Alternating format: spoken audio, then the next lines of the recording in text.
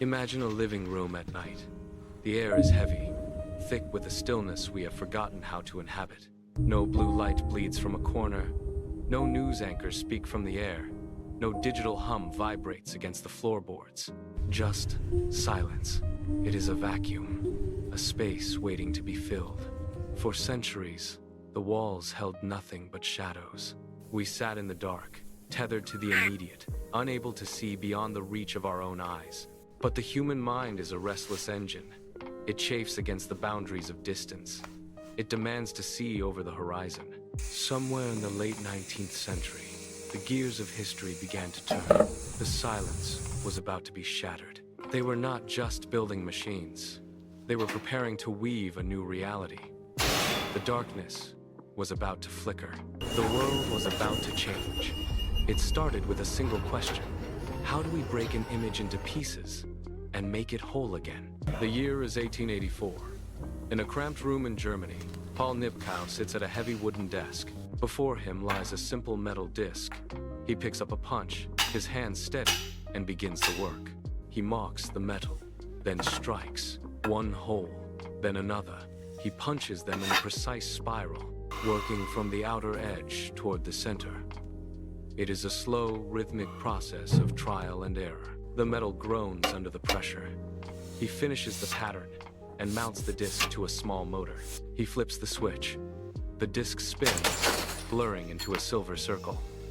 He aims a light source through the holes. He watches the wall. At first, there is nothing but jagged light and shadow.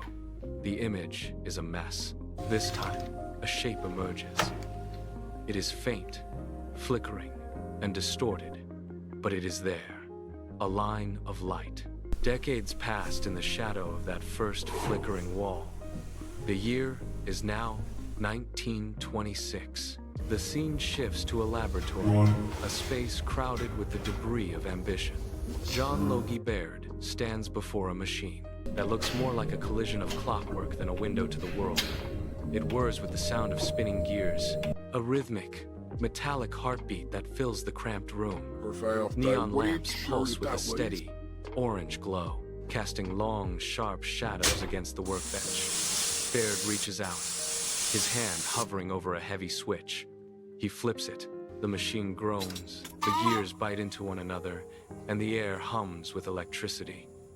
On a small, rounded screen, something impossible happens. A human face appears.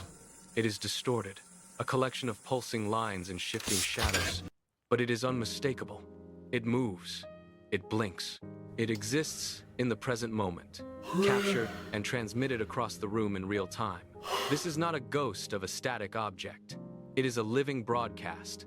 Across the Atlantic, the race intensified, but the machines were failing their masters. Charles Jenkins labored in his own workshop, surrounded by the same clatter of spinning metal that defined the era. His devices were marvels of engineering, yet they were slaves to their own friction. Every broadcast was a battle against the physical weight of the hardware. The screens were tiny, barely larger than a postage stamp, and the images were never still. They jumped, shuddered, and tore apart at the slightest vibration of the gears. The noise was constant, a grinding, metallic whine that drowned out the room. Jenkins watched as his latest prototype sputtered, the spinning disc catching on a misaligned gear. The image on the screen collapsed into a blur of static, then vanished entirely.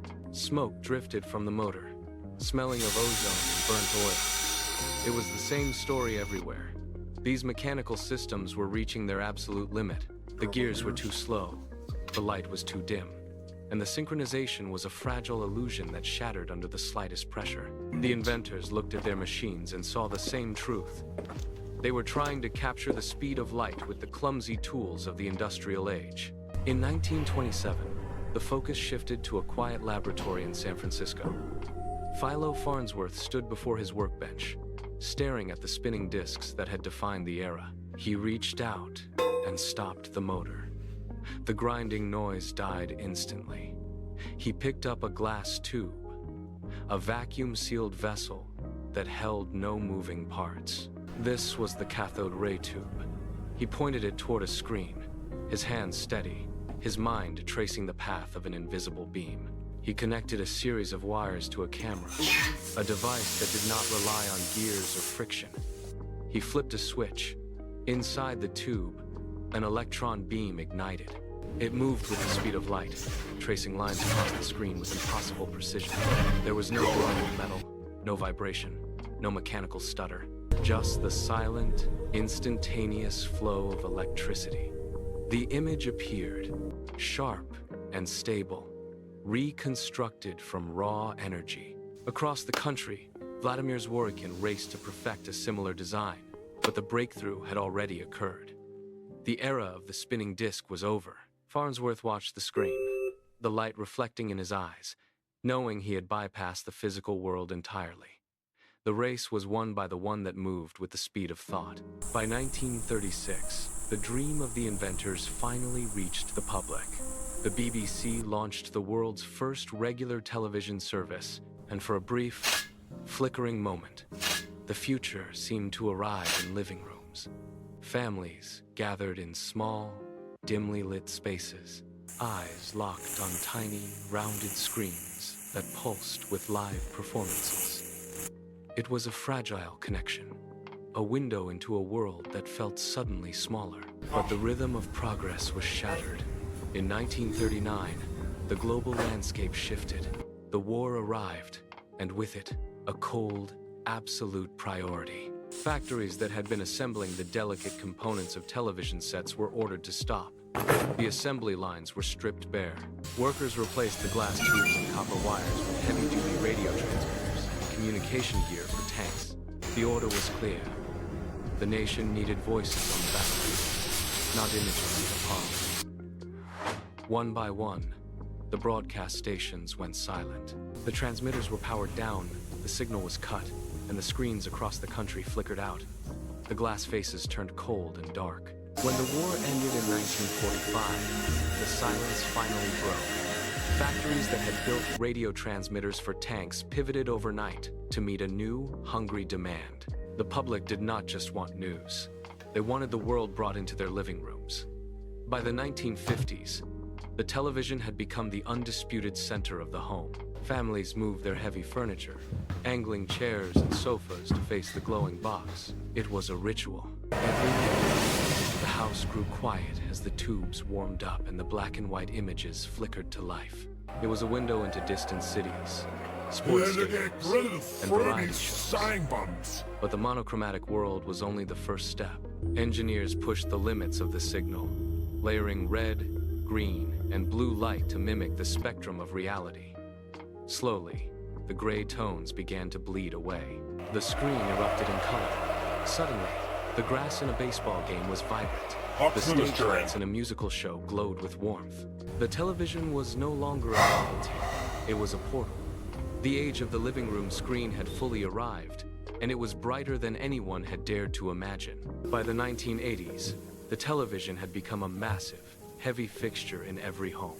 The deep, boxy cathode ray tubes demanded space, dominating living rooms with their sheer physical bulk and curved glass faces. But the technology was reaching its limit. The image quality, once revolutionary, now looked soft and prone to ghosting.